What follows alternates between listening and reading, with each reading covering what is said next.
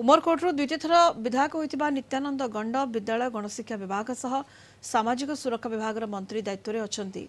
तेबे सर्वनिम्न शिक्षा हार रे रेकर्ड सह प्रथम स्थान रे थिबा नवरंगपुर जिला समेत पूरा राज्य पई एही गुरु दायित्व को किभली निर्वाह करिवे एवं केते चैलेंज रहइबो से नहीं नित्यानंद गंडक सहित अधिक आलोचना करिसेंती आम उमरकोट रिपोर्टर अनुराग पटनायक।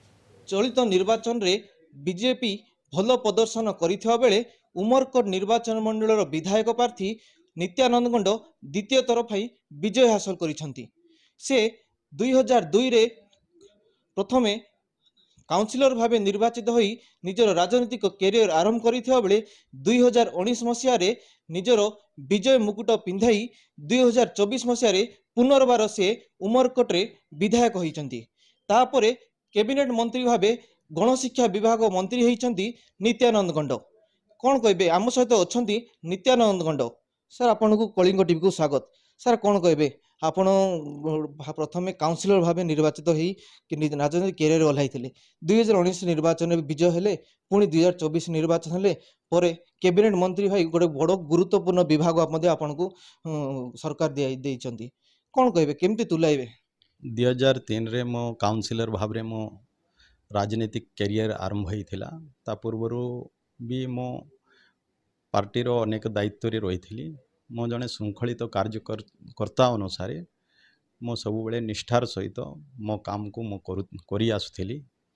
आज मो द्वितीय थर अंचलवासी मते आशीर्वाद कले एवं ये सुजोग देले मो पुनर्बार विधायक हेली एवं दल मो उपरे भरोसा रखिला।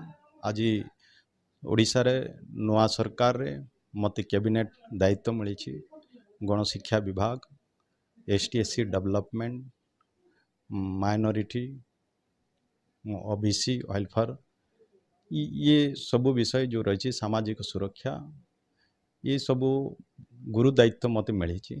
निश्चय मु आशा करुछि मो ताको निष्ठार सहित मो पाई चैलेंज थिबो निश्चय किंतु मो निष्ठार सहित ताको मो टेकल करी मते जो भरोसा नहीं कि ये दायित्व मते मिली।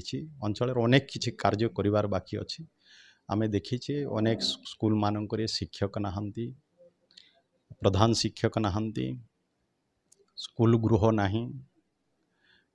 विशेष करी जदि आदिवासी अध्युषित जिला गुड़ाक जदि कहुव शिक्षा क्षेत्र में पछरे रही निश्चय एटा आम पाई चैलेंज।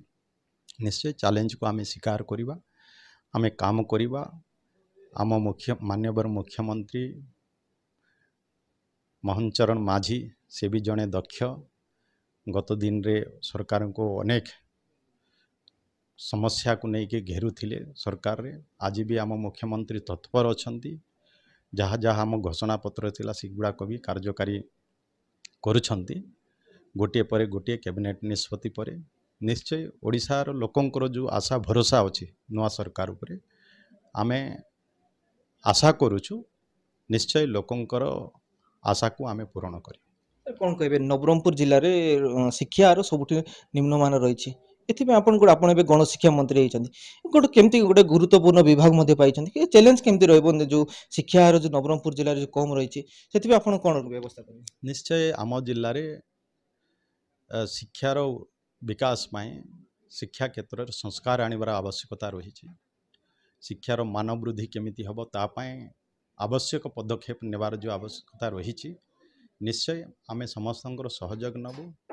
समस्त मतामत नहीं जहाँ अंचल भल हम शिक्षार केमिति विकास हम से निश्चय मोर प्रयास रहिबो। आ नवरंगपुर जिले में निश्चय शिक्षार संस्कार हम शिक्षार मान वृद्धि करा जिवो। कौन कहबे अनेक राज्य रे विभिन्न स्थान रे गोटे शिक्षक अभाव एवं भित्तिभूमि शिक्षार व्यवस्था कमी जाइए आपन कौन व्यवस्था करेंगे जो आप गोटे प्रथम थर गोटे बड़ पद दिखाई आप नवा सरकार गठन कर चैलेंज किपर रही? निश्चय मोर भरोसा अच्छे वर्तमान जहाँ भी शिक्षक अभाव हो कि श्रेणी गृहर अभाव हो जो रही आगामी दिन रे आमे ताकू ठीक भाव में विभाग सहित आलोचना करी आमे निश्चय से सब समस्या को समाधान करने प्रयास करूँ। କଣ କହିବେ ଗୋଟିଏ ପଟେ ଆପଣଙ୍କୁ ତ ଯୋଉ ଯାହା ଶିକ୍ଷା ମନ୍ତ୍ରୀ ମଧ୍ୟ ତ ଦିଆଯାଇଛି ମୁଁ ଅନ୍ୟପଟେ ଗୋଟେ SC/ST ଡେଭଲପମେଣ୍ଟ ମାଇନରିଟି ପାଇଁ ମଧ୍ୟ ଦେଇଛି ସେଥିପାଇଁ ମାଇନରିଟି ପାଇଁ ଏବଂ ସେଥିପାଇଁ କଣ କରିବେ ଆପଣ ବ୍ୟବସ୍ଥା?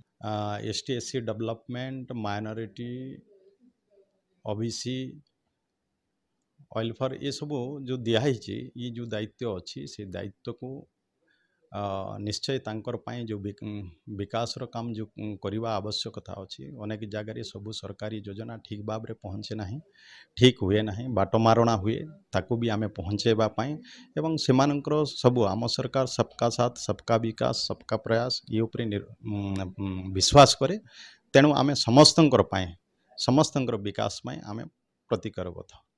ଦେଖନ୍ତୁ ଯାହା ନିତ୍ୟାନନ୍ଦ ଗଣ୍ଡ ଯେଉଁ ଗଣଶିକ୍ଷା ମନ୍ତ୍ରୀ ସେ ଯାହା ପ୍ରକାଶ କରୁଥିଲେ ଓଡ଼ିଶାରେ ଯେଉଁ ଭିତ୍ତିଭୂମି ଅଛି ଯେଉଁ ଶିକ୍ଷକ ନିଯୁକ୍ତି ଏବଂ ଯେଉଁ ଜିଲ୍ଲା ଭିତ୍ତିକ ନିଯୁକ୍ତି ଯାହା ଅଛି ସେପରି କିପରି ସେ ତାର ସମାଧାନ କରିବେ ସେଥିପ୍ରତି ଦୃଷ୍ଟି ଦେବେ ଏବଂ SC/ST ଯେଉଁ ମାଇନରିଟି ବିଭାଗ ଯେଉଁ ଗୁରୁତ୍ୱପୂର୍ଣ୍ଣ ବିଭାଗ ଦିଆଯାଇଛି ସେପରି କିପରି ଲୋକମାନେ ସୁରୁଖୁରୁ ଭାବେ ତାଙ୍କର କାର୍ଯ୍ୟ ହାସଲ କରିପାରିବେ ଏବଂ ସମସ୍ତ ଶିକ୍ଷକ ଯେମିତି ସ୍କୁଲ ଯାକରେ ଶିକ୍ଷକ ପଦବୀ ପୂରଣ ହେବ ସେଥିପାଇଁ ଚେଷ୍ଟା କରିବେ ବୋଲି ଯାହା ଗଣଶିକ୍ଷା ବିଭାଗ ମନ୍ତ୍ରୀ ନିତ୍ୟାନନ୍ଦ ଗଣ୍ଡ ପ୍ରକାଶ କରିଛନ୍ତି।